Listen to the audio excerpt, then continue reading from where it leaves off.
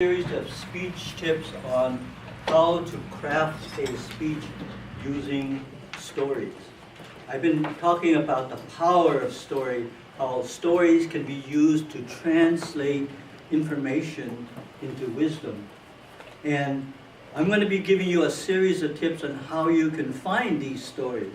Where do you get these stories to put in your speech? I already told you a few. One of the best resources is yourself. Some of the stories come from about experiences that you had when you were young. What were some of the lessons learned from those experiences?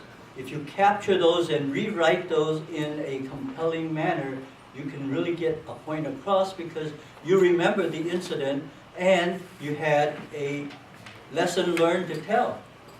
Another resource was using Aesop's fable or parables, something that you can purchase.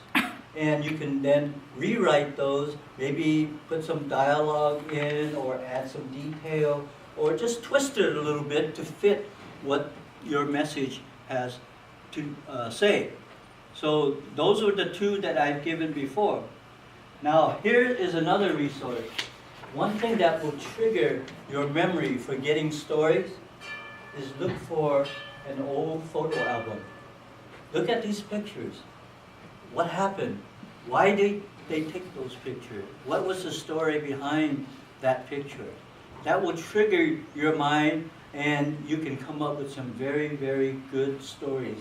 And when you have these stories, take a moment and write them down, or at least just write the outline of the story. Then you can trim it later on, or you could add some more meat to the story.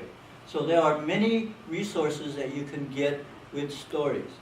I'm going to give you more resources and talk about how you can use them to get stories. And when you have these stories, sprinkle them throughout your speech to underscore a message. And I guarantee you will get that message across to your speakers.